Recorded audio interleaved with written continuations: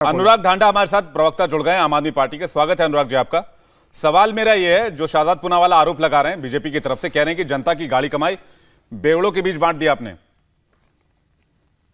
देखिए, मैं इनको हमेशा ये बेवड़े और शराब ये इसलिए याद आता है क्योंकि गुजरात में इन्हीं की सरकार में जहरीली शराब पी के 42 लोग मर गए।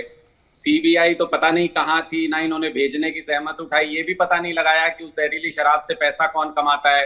हजारों करोड़ रुपए उस जहरीली शराब से रोजाना कोई तो कमाता होगा, कोई तो जांच उसकी होनी चाहिए थी, वो नहीं हुई। उसके बाद ये कहेंगे कि इन्होंने स्कूल कोई नहीं बनाए, अच्छे स्कूल नहीं बनाए। अगर इन्होंने स्कूल अच्छे नहीं बनाए, अगर दिल्ली सरकार ने स्कूल अच्छे नहीं बनाए, तो फिर अमेरिका के राष्ट्रपति जब इंडिया आते हैं तो उनकी पत्नी हमारे ही स्कूल देखने क्यों आती है? इनके एमसीडी स्कूल देखने क्यों नहीं चली जाती? केंद्रीय विद्यालय देखने क्यों नहीं चली जाती?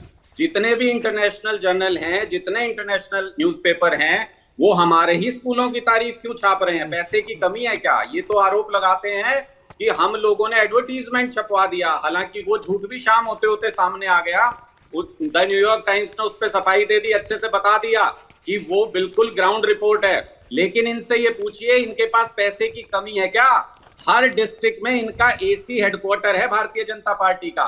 अगर पैसे से ये सब कुछ हो सकता तो मोदी जी अपनी तस्वीर न्यूयॉर्क टाइम्स में पहले पन्ने पर सबसे पहले। लेकिन अनुराग ढांडा जी, शिक्षा घोटाले की तो बात हो ही नहीं रही या शिक्षा को लेकर तो बात हो ही नहीं रही। शिक्षा का मॉडल बहुत बढ़िया, चलिए हमने मान लिया। तो बात हो रही शराब घोटाले को लेकर। नाम कौन पूछ रहा था?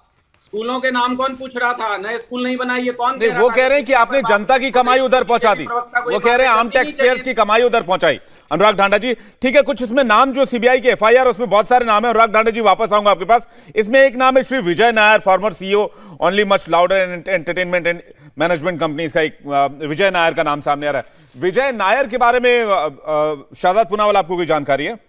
जी देखिए, मैं कह रहा हूं कि वो पूरे जो अक्यूज्ड की लिस्ट है जिसका सरगना मनीष सिसोदिया है, मैं आज केवल उन नामों के बारे में नहीं, मैं स्पेसिफिक सवाल पूछूंगा। और देखना, फिर से अनुराग ढांडा अच्छे पत्रकार हुए होंगे तो तब तो तथ्यों पे बात करते थे, पर आज देखना कैसे तथ्यों से यू टर्न करके भागेंगे। अनुराग जी, ये 25/10/2021 को ये शोकॉज नोटिस आपकी सरकार से मैन्युफैक्चरिंग और जो ब्लैकलिस्टेड कंपनीज है उनको गई कि आप इस पॉलिसी के तहत अलाउड नहीं है। इसके ऊपर क्या कार्रवाई की? पहले स्पेसिफिक सवाल नंबर 1। स्पेसिफिक सवाल नंबर 2 कि L1 एयरपोर्ट जोन का जो था, जिसको आपने 30 करोड़ रिफंड कर दिए EMD, वो as per Delhi excise rules 2009 rule 48(11)B उसको फॉरफिट करना था, क्योंकि एनओसी लाना उसकी जिम्मेदारी थी। अगर नहीं ला पाए तो गॉड ब्लेस हिम, आप उसको नहीं दे सकते थे, कैसे दिया? पॉइंट नंबर 3, 8/11/2021 को जबकि कैबिनेट ने मनीष सिसोदिया को कहा था आप अधिकृत नहीं है फैसले लेने के लिए, क्यों मनीष सिसोदिया ने 50 रुपए प्रति क्रेट डिस्काउंट दिया इंपोर्टेड लिकर को?